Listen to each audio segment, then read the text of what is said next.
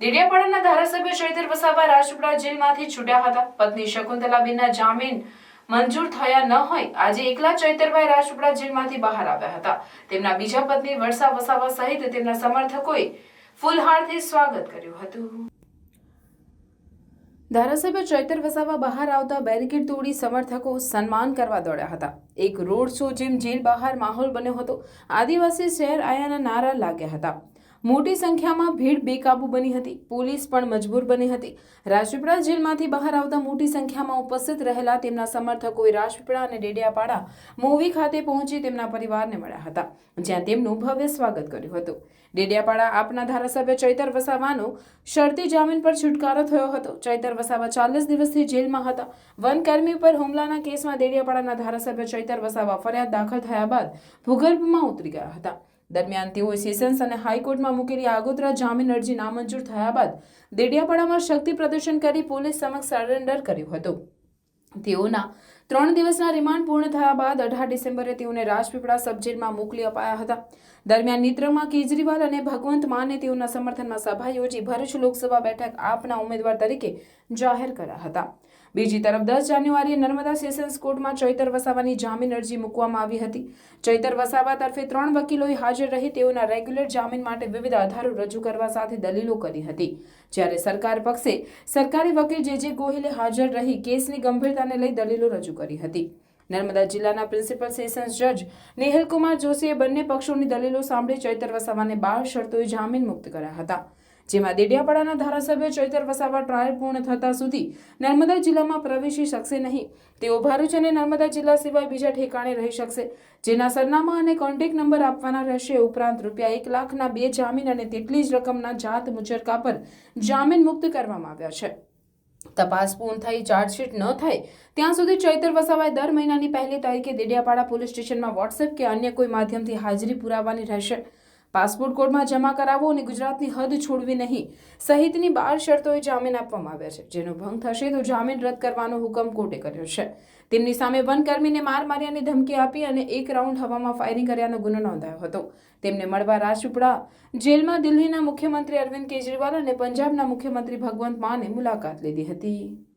ભરૂચ લોકસભા ચૂંટણીમાં માન્ય અરવિંદ કેજરીવાલજી અને ભગવંત માનજી મારી મુલાકાતે આવ્યા હતા અને એમણે કીધું છે કે ચૈતરભાઈ તમારે લડવાનું છે. એટલે અમારા રાષ્ટ્રીય અધ્યક્ષ જ્યારે કહેતા હોય ત્યારે અમે પૂરી તાકાતથી ભરૂચ લોકસભા લડવાના છે અને ભરૂચ લોકસભા જીતવાના પણ છે. જે નર્મદા જિલ્લામાં હું એક લોકપ્રતિનિધિ છું. મને અહીંના લોકોએ 1 લાખથી પણ વધારે મતોથી ચૂંટાયા છે અને અહીંના લોકોએ ધારાસભ્ય જેવા લોકપ્રતિનિધિ પર એના વિસ્તારમાં એના ઘરે પ્રવેશબંધી એ તો દુઃખની વાત છે. આજે દેશની લોકશાહી ખતમ છે, પણ અમે લોકહિત માટે અને લોકશાહી બચાવવા માટે પણ લડીશું અને જે પણ શરતો છે એને નાબૂદ કરવા માટે અમે નામદાર હાઈકોર્ટમાં આગળ પિટિશન કરીશું. ગઠબંધન રાષ્ટ્રીય કક્ષાના નેતાઓ કરતા હોય છે. 28 જેટલા દળોનું ગઠબંધન છે. આવનાર દિવસોમાં અમે ગઠબંધનમાં રહીને લડીશું અને ભરૂચ લોકસભા હોય કે બીજી ગુજરાતની બીજી લોકસભા હોય, ગઠબંધન જે પણ નક્કી કરશે એ અમને માન્ય રહેશે ને એ રીતના અમે આગળ વધીશું. મુમતાઝબેન પટેલ સ્વર્ગીય હેમંતભાઈ પટેલના પુત્રી છે અને ઘણું સામાજિક કાર્ય પણ કરે છે. એ લોકોની વચ્ચે પણ કાયમ રહેતા હોય છે. સ્વાભાવિક છે કે એમણે પણ લોકસભા લડવાની છે, પરંતુ ગઠબંધન જે પણ નક્કી કરશે એ ગઠબંધનને આખરી નિર્ણય હશે એ રાષ્ટ્રીય કક્ષાના નેતાઓ નક્કી કરશે. એ પ્રમાણે અમે આગળ વધીશું. અમારી હાલના તબક્કે ભરૂચ લોકસભા લડવાની પૂરેપૂરી તૈયારી છે અને અમે મજબૂત ઉમેદવાર પણ છે.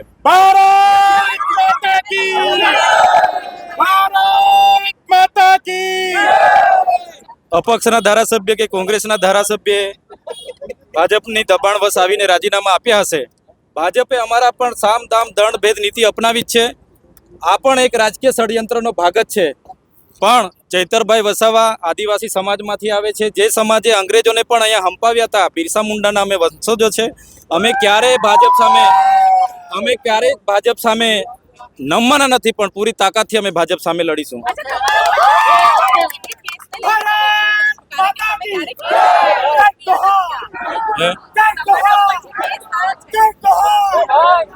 જે કેસ થયો છે તે બાબતે આપણે કોઈ દિવસ પ્રતિક્રિયા નથી આપી. શું કહેશો અત્યારે તમે? આ ફોરેસ્ટના વિભાગે 4 દિવસ પછી મારા પર ફરિયાદ કરી છે. હજુ એ ફરિયાદમાં કોઈ તથ્ય નથી કે કોઈ પુરાવા નથી. પોલીસે એક ઉપજાવી કાઢેલી વાર્તા છે. પોલીસે એવું કીધું છે કે આ માથાભારે શખ્સ છે, આ તમસી મગજનો માણસ છે, જાનમાલને નુકસાન કરે છે અને ડીગા પાટુનો વારે ઘડે માર મારે છે. હવે આ લોકોએ મને ચૂંટ્યો છે તો કોને મેં ડીગા પાટુના માર મારું છું ભાઈ? કોના જાનને કોના માલને મેં નુકસાન કર્યું છે? એટલે કોઈના જાન માલને અમે નુકસાન નથી કર્યું કે અમે માથાભારે માણસ પણ નથી. અમારે જો માથાભારે માણસ બનવું હોય તો આ વિસ્તારમાં જંગલ ખાતું તો શું પોલીસની બી તાકાત નથી કે પ્રવેશ કરી શકે? એટલે આ પોલીસે અને ભાજપના લોકોએ બનાવી કાઢેલી વાર્તા છે. આવનાર દિવસોમાં સત્યનો વિજય થવાનો છે. સત્ય હાલ પરેશાન થઈ શકે છે પણ સત્ય પરાજિત નથી થવાનો, સત્યનો વિજય થશે. છેલ્લો સવાલ, ચૈતર વસાવાનું નવું સરનામું શું હશે? ચૈતરભાઈ વસાવાનું હાલનું સરનામું નર્મદા અને ભરૂચ જિલ્લામાંથી બહાર રહેવાનું સૂચવેલું છે. નામદાર કોર્ટનો અમે માન આપીએ છીએ, સન્માન આપીએ છીએ. હાલ હું ગાંધીનગર સેક્ટર 21 7મો બ્લોક 7મો રૂમ ત્યાં મારું જે ક્વાર્ટર છે ત્યાં હાલના તબક્કે હું રોકાવાનો છું. બેન, શું કહેશો? આજે રોકવામાં આવ્યા હતા તમને, ચૈતરભાઈ બહાર આવી રહ્યા છે, શું કહેશો? સાંભળો મિત્રો, આટલે ત્યાં પૂછી લો.